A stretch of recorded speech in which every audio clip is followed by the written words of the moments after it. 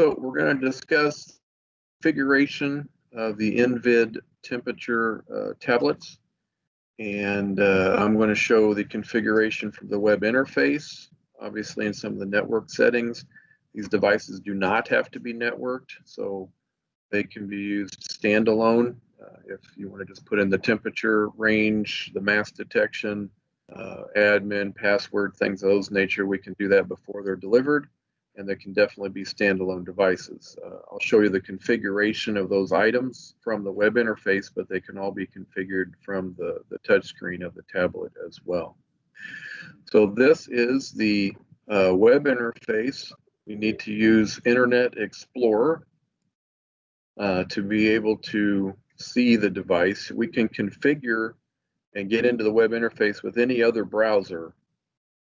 That's fine, but if you want to actually do real of the device, we have to be running Internet Explorer, and it's going to have an ActiveX plugin that will be loaded the first time that you reach out to the tablet as well. So the IP address you'll see up here, we're on 192.168.1.2. Obviously, whatever works with your network, you can leave it on DHCP and it'll find its own IP. If you want to pre-populate that, it's fine. Before you get it, we can have that information in as well. You'll see that in the network setup of the device. The name is admin to sign in as the administrator, and password, there is a default, but we always ask that you send us a new password before we send the device to you, so we don't send it with the default password. 8 characters or less. Let me sign in with my password and we'll get going. All right, so when we hit it, I've already got the ActiveX plugin running. So you'll notice we are watching this device in real time.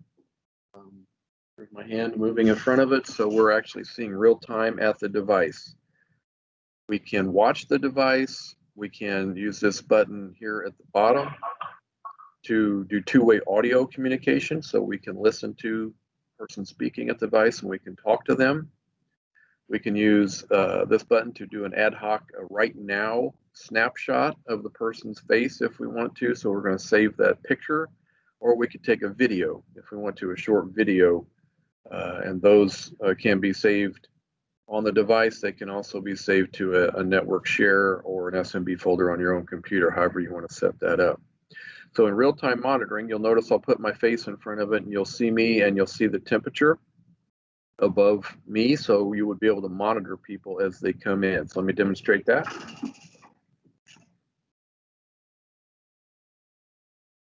Attention, mask not detected.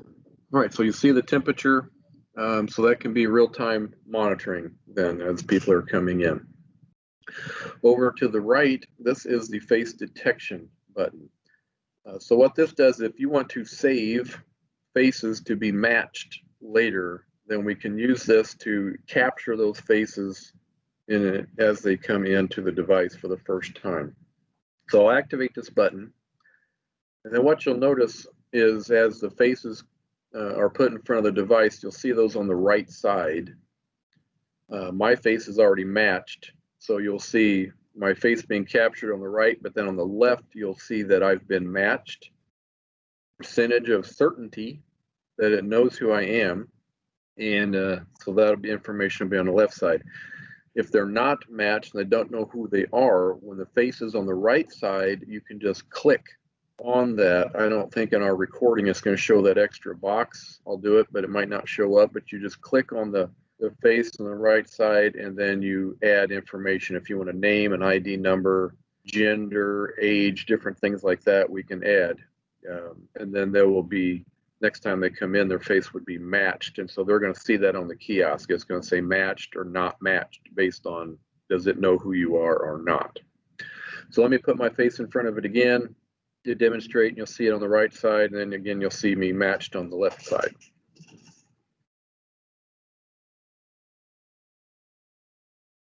Attention, mask not detected. All right, so you'll notice it takes multiple snapshots. And so you see, obviously, I'm a 95% certainty that it knows who I am, knows my name, my temperature. And then on the right side, if I was not known, I could pick one of these Obviously, I don't take very good pictures, but we could pick the best one and click on it. Another box comes up where I can add the user. So list type, name, gender, age, telephone number if you want, ID, any of those things can be added to the person, and then they are then a known matched user whenever they come in the next time. We'll move into our configuration of the device now. So this is the main configuration page. We'll just pick one of these at a time. I'm not going to go through every single piece of this, but we'll just hit some of the high points that you'll need to configure or your customers might be interested in as well. So we start with the system, basic information. This is the main reason for this is to know what software version you're on. So I'm on 5010, and this is build 10946, which is the latest as of August 25th, 2020. Changes fairly often. If you need a software update, I'll show you how to do that here in a few minutes, but we will also make those available with a shared link to our Google Drive where we keep all the software versions as well. So you'll be able to get those. But that gives you the software version, the date, and so that's important information to have there. Date and time, time zone you're in, which is good for time date stamping, obviously all the photos, all the data that we have to keep. Local configuration, so if you want to save those pictures and videos that we talked about earlier to a network drive or a local drive, local folders where we would browse to those and be able to select those and determine if we're going to do that local or we're not going to use it local. Storage is going to keep track of the micro SD card that's in the device. Normally we ship those with just a 16 gig micro SD, so you see that reflected here. You can go up to 128 gigs of micro SD storage, and that would be reflected here. If the data is full and you need data after you've exported it, you can just hit the format button, and that will erase everything on that micro SD card. You can also change your quotas for you're going to do more photos or more videos, and you can change the quota on the card as well. You can attach a USB drive if you want to. Obviously, it's not going to be very secure because it's going to be attached, and it's also going to open up the door where the micro SD card is attached. So if you're going to do that, I recommend it's in a very secure, it's being monitored, but that USB disk can be attached. We can also then determine a recording schedule if we want to record videos. Same thing with snapshot. These are our pictures. You noticed earlier when I put my face in front of it, it took 4 or 5 pictures real quickly. So that's our interval and our quantity of how many pictures this is going to take per event. So the event is a face being in front of the device. We can change our image quality if we want. The format's always PEG and the resolution is always going to stay the same, but we can change the quality. Quality, the more room it's going to take up on our storage. We can change the interval and the quantity of pictures that are taken as well. If you would like to, you can enable a timing snapshot. So regardless of a face being in front of the device or not, you can enable a interval of every 5 seconds, every 55 seconds, however you want, and the device will take a picture based on the day and the schedule that you've set up. So almost using it like a little bit of a security camera, taking pictures all throughout the day if you want to, and even on the holiday schedule. So you can always add those if you want. Now that's going to obviously fill up your storage location wherever you're sending those pictures to. Move over to face. So our face, most of what we're going to deal with here is our face database management. So all those faces that we captured earlier that we're going to match are then going to show up here. Obviously, you're only going to see me because this is sitting at my desk. So all that information that we added earlier, gender, name, ID, we can add or modify that from this, and we're going to get to basically the exact same box that we had. whenever we captured from the front screen of the device anyway. So we can modify that. You can add people with their pictures outside of capturing from the front screen with the Add User button. The Add User button then is going to require you to have a JPEG, 200 kilobits, to import and use that as the face matching picture. So if you have ID pictures or something already, you can import those here and then set that up for face matching if you want later. Word of caution, if that picture was taken 10 years ago and it's never been updated, then your matching percentage is going to go down. Obviously, it's not going to be able to match it as easily as a picture taken from the device right now. You can also use this button for the task list if you want to do a bulk import of names, faces, pictures, all that. We can do that here. You have to fill out and create a CSV file with all the proper, and then import that. So it's a little bit of work to import the CSV and get all the columns in the right way and pointing to the right pictures, but it can be done without a doubt. Face match configuration. We can go through our detection configuration if we're going to save this information, how long we're going to hold the picture at the screen when somebody is standing in front of it. We can go through our comparison configuration, what threshold do we want before it's going to accept it or not accept it. There is an area configuration if you think you want to change where it is on the screen that's detecting. I strongly recommend we do not change this at all. It'll really mess up your detection if you don't understand completely how you're drawing these different areas. Most of the time, the way they're set in default is going to work just fine. Access control. We can set the language. Sleep time, if you want your device to go to sleep. At sleep time, it's going to wake up very quickly when it sees a face.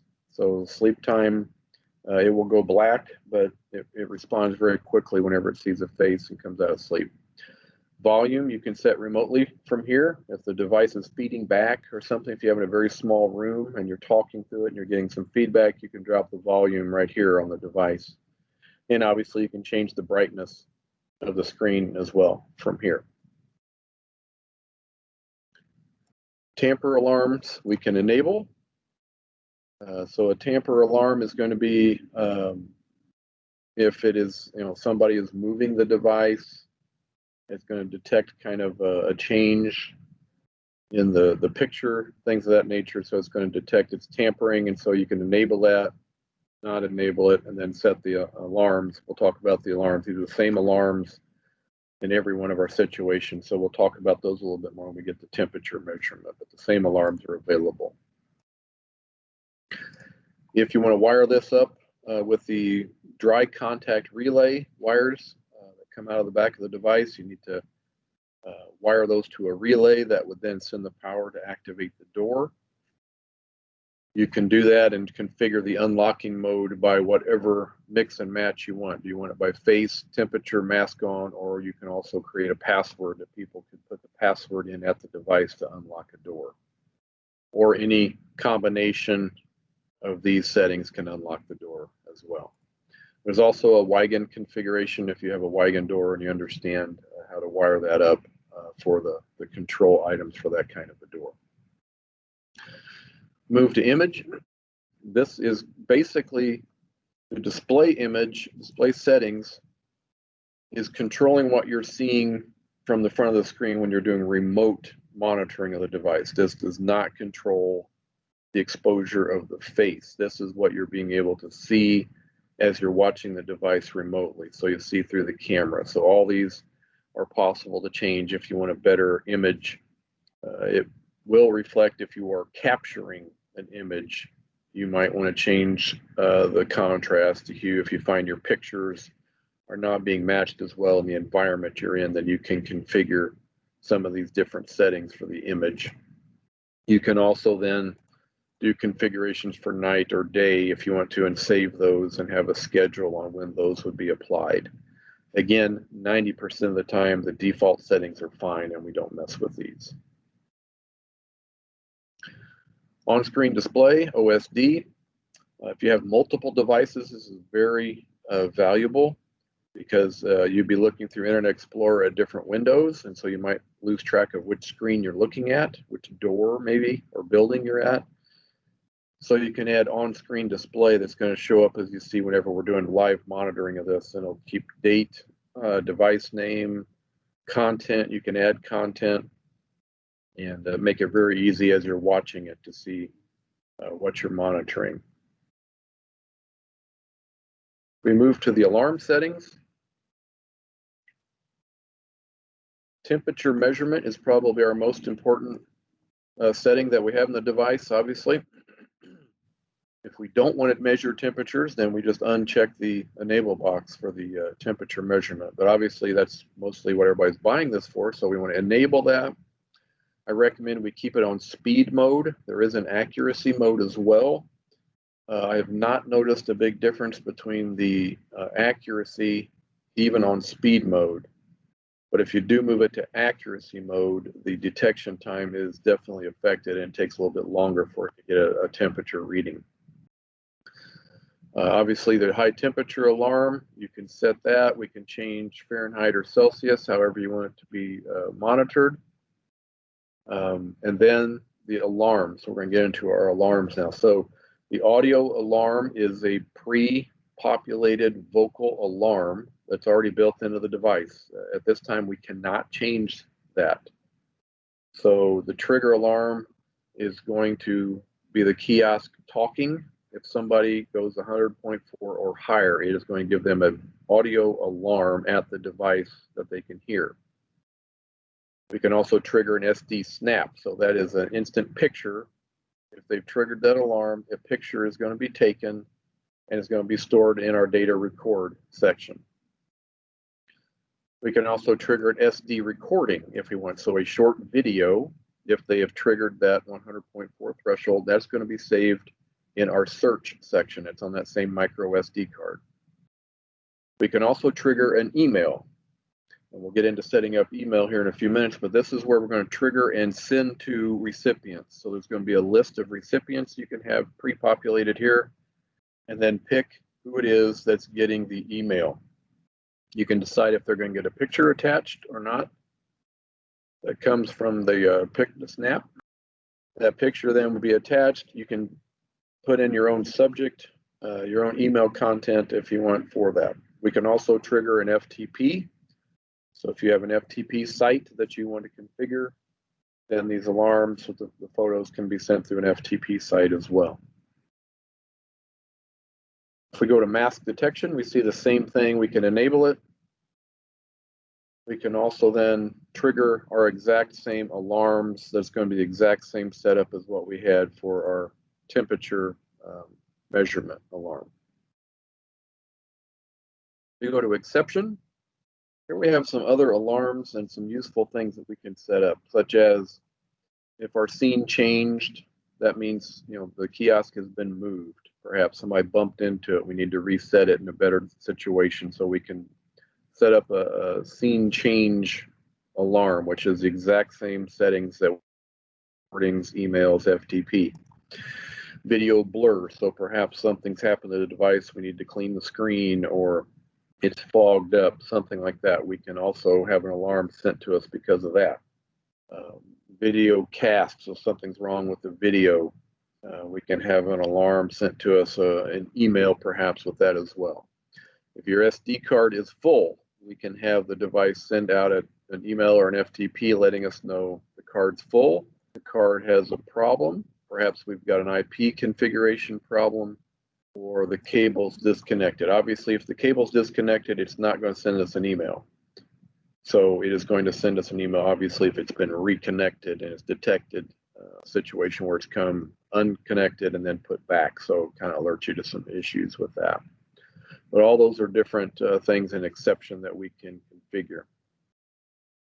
Alarm in, alarm out are, again, using our relay settings that can be triggered through different alarms. So alarms are going to be the same thing. It's going to detect temperature or mask, and we could say temperature detection is also going to trigger alarm 1, and we can then say if it's normally open or normally closed on a relay, if that's wired to a door or a siren or something like that, then we can have that configured here as well.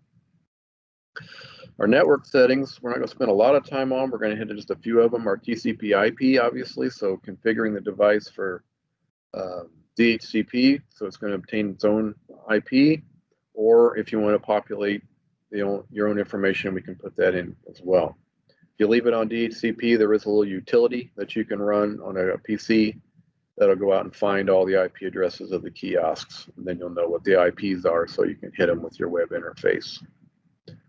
You can configure both of these settings, IP or DHCP, from the screen. So if you start non-connected and you decide you want to connect these later, you can go into the admin settings on the touch screen and go to the network settings and then put an IP address in, plug a cable in, and you'll be ready to go. The other situation we want to cover is our email.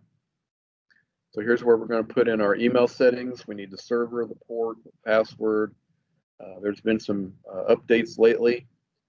Still at this time, the only guaranteed method for sending email that we know works is a Gmail account, which is encrypted with SSL and port 465. So if you have a Gmail account, you want to put in a password and the username, we pretty much guarantee that's always going to work. You'll notice we do have an anonymous login now, so if you want to use it through Exchange with a relay and you want to just create a username, kiosk@domain.com with no password and it stays in domain, that's an option for configuring as well.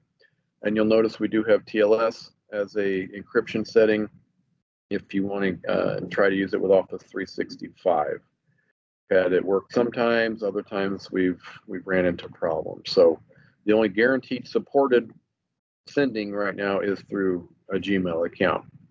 Down here, you would put in your recipient list, so possible recipients of any of those alarm emails that we looked at earlier. They need to be in this list to be able to be chosen from that list whenever you get to your alarm configuration. Security. The main point about security is we don't want everybody that possibly could be monitoring these devices logging as administrator. If you're logged in as administrator, you can see all the data record, you can see the search, you can see all that. So we can add users that would be super or advanced users and normal users, different security settings depending on those users. So you could create a normal user that's just going to monitor and talk to people as they come in. So create a username and a password, and then give them that username and password to log into this IP address as a normal user. And you can create as many users as you want so they can monitor. Multiple people can be watching at the same time. So nice way to keep that more secure. Our maintenance tab, another important tab. We can do a backup if you want to back up the settings. Export them. You can also decide if you want to keep certain network settings, configuration, image configuration. You can save those. Even if you're loading defaults, you can make sure you keep your network configuration and it doesn't knock out your original settings. So if you need to set it back to default and then put a new firmware package in, you can make sure you keep your network settings set up so you don't lose track of what your IP was on the device. Also the upgrade button. So as mentioned earlier, sometimes there are firmware updates that have been coming out. We'll share that link through our Google Drive. You can download the firmware to your PC, basically just browse to it and hit the upgrade button. And that's how easy it is to upgrade these devices. It'll take about 5 minutes and reboot the device, whereas you'd have to log back in to your web browser, and then you should go to System, and you can see then that your firmware version has been changed. So that is a very easy upgrade to the device without a doubt. You can reboot it remotely If you want to, if you're logged in, it's on the network. Sometimes, like every network and a computer device that needs a reboot. And you can't go to the operation log if you want to export an operation log to find out who logged into the device to make different settings changes like we're doing right now. So that's a quick rundown of configuration. If we go to our data record tab, this is where our snap pictures are going to be saved when people come up to the device. Obviously, you can pick a date and a time that you want to search. It'll save up to 20,000 faces at a time. I'm just going to search for today, so you're only going to get a couple pictures of me. But those will be listed. And you'll notice some with a mask, some without. Temperature, we get a green band because it knows who I am and I'm matched. If I am a visitor or I do not have a matched face, then it would just be a red band, so you could tell real quick. Then you'll see I got time, date, and temperature listed. If you want to do an export of the data, which is a very nice feature, you can export all this to a CSV file. There are a couple little caveats to that. To be able to make this work, because of the security they have built in, you have to be running Internet Explorer as administrator, and you have to be logged into the device as administrator. Then you can hit the export button, and it will create that CSV file, face match CSV, that you can save to an SMB folder. It will also create a folder with the images in it that would be referenced from your CSV file. So you can export these, daily, weekly, monthly, whatever you want, and then clear your data on your SD card and start over. Then you can go through and look at names, times, temperatures, things like that in your CSV file. The search tab is where we keep our videos.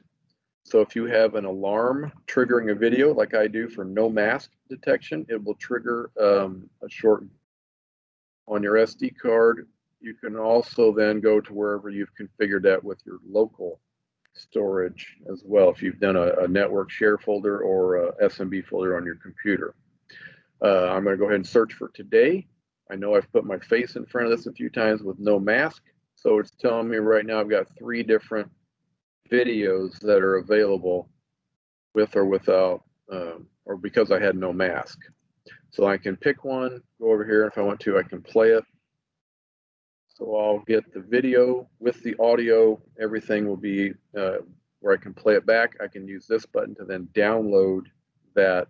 If I have not saved it somewhere else and I want to save it to my computer, I can download that video and save it later. Then, of course, you can always go back to your storage button and do a format if you don't want to capture any of that data.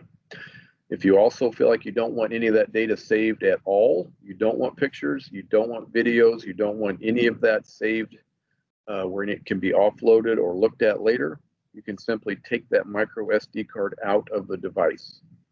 And then none of the storage would work. And make sure you have not configured a local storage as well. So that ends my overview of the kiosk for today.